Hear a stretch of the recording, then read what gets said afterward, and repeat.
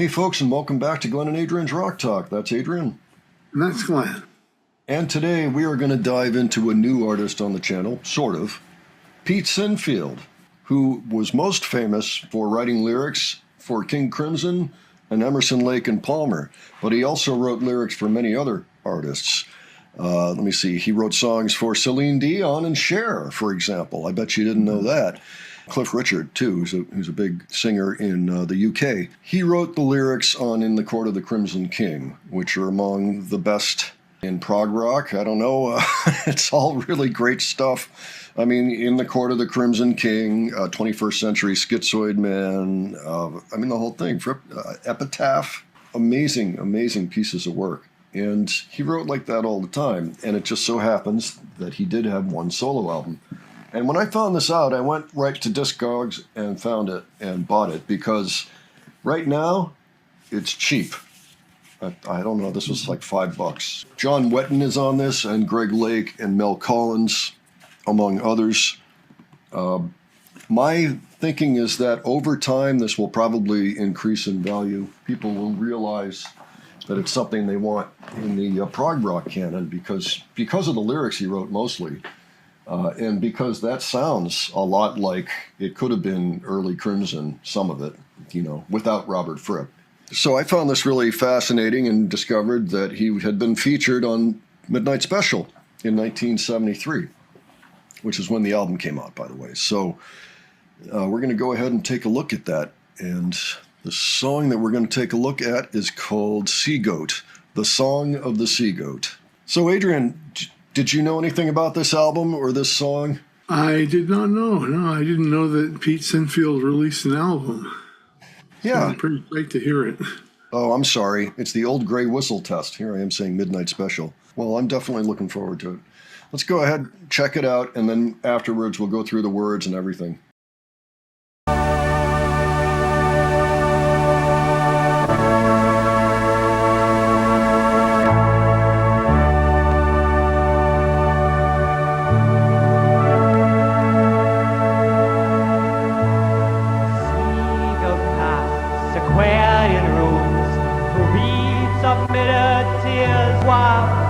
Its words of apricot crawl out of your veneer.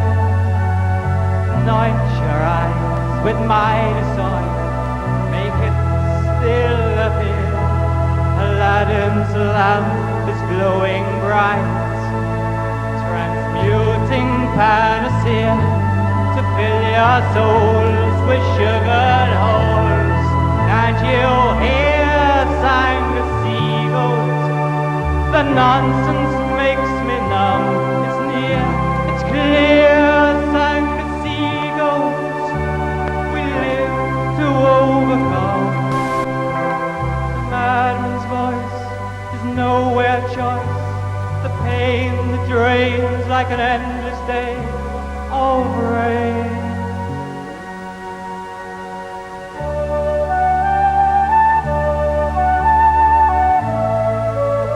Mel Collins. Sea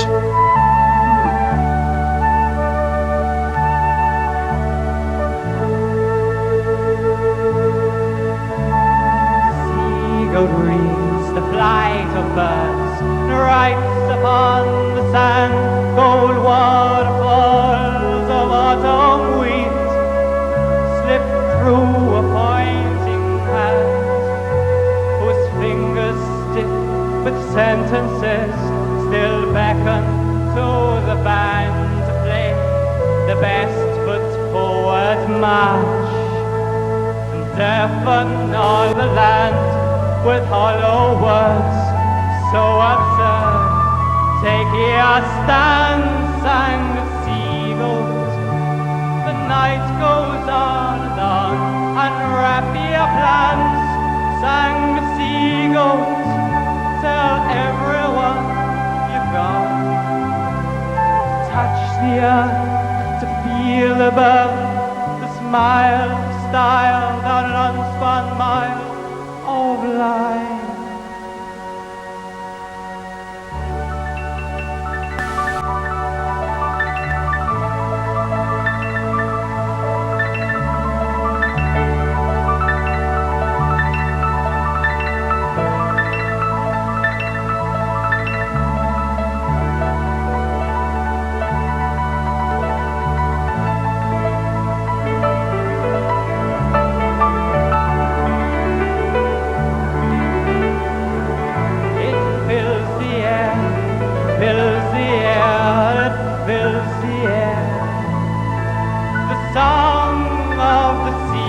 goes, shaking in the domes.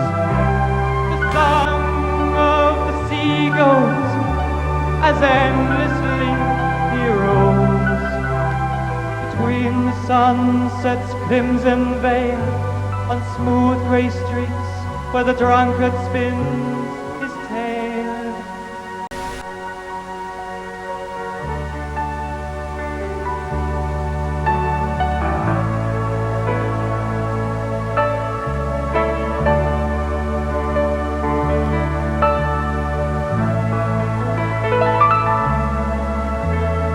Seagull sips and hurls his glass along the smoke-filled road where shattered snakes of breakless trains run aching with their load of spring-eyed, tongue-tied, world-eyed lads who kiss the L-shaped gold which soon will smear their uniforms with blood whitewash and woad. Damn high-minded, gold-braid, blinded officers and gentlemen. God sang the seagull is always on both sides. Change sang the seagull is constant as the tides. And this play sang the seagull is strangely synthesized. You're part of a cast, the first comes last, the east goes west, and the sun is burning out. It's a madman's voice, nowhere choice, a pain that drains like the endless rain, can touch the earth, can feel the earth, the smile, the style on an unspun mile. You're part of a cast, the first comes last, the east goes west, and the worst is best. You're part of a cast, the first comes last, the east goes west, the sun is burning out.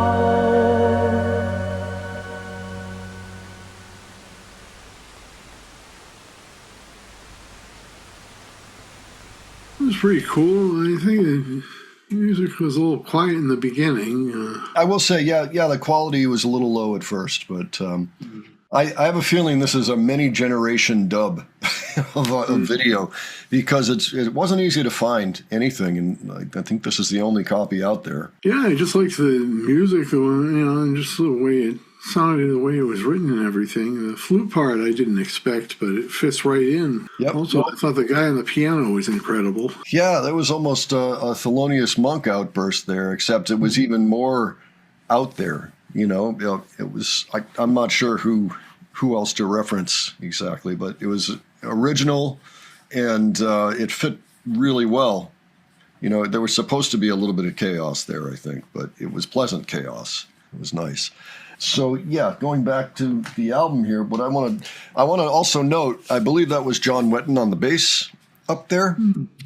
So we had Mel Collins on the flute, and we had John Wetton on the bass, and also.